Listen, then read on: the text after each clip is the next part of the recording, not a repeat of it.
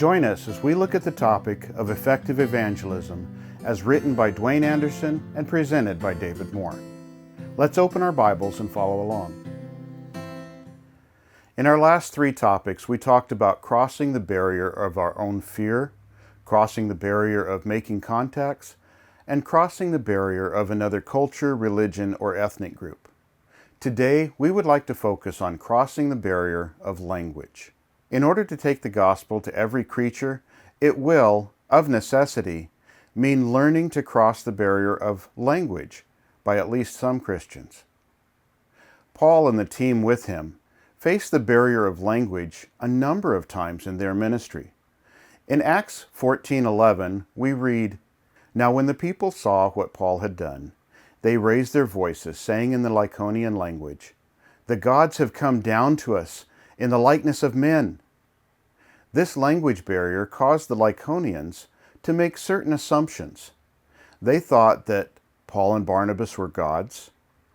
They thought that Paul and Barnabas were called Mercury and Jupiter. Many translations use the Greek names of these gods, Hermes and Zeus. And they thought that they should offer sacrifices to Paul and Barnabas. Paul immediately focused on several things. "We are men of like passions with you. We are here to help you turn from these vanities.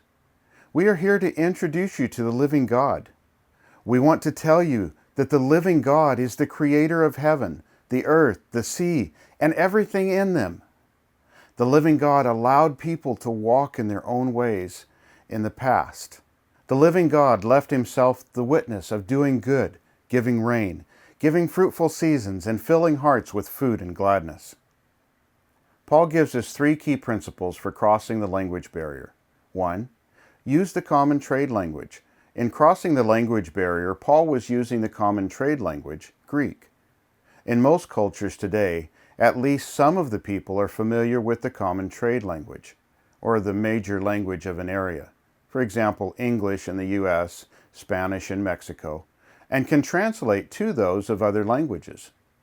Second, build a team that is multilingual. As you list the names of people who traveled with Paul at various times, you will find that there were at least 39 people from 16 Roman provinces who would have spoken at least 13 different languages. A verse that illustrates this principle is Acts 20, verse 4, where we read, "And Sopater of Berea accompanied him to Asia.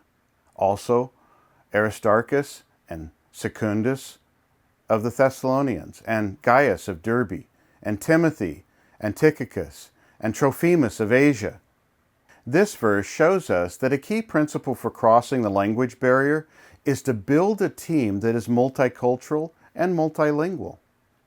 The team in this verse was composed of men from the Roman province of Macedonia, the province of Asia, the province of Galatia, as well as Paul, who was from the province of Cilicia.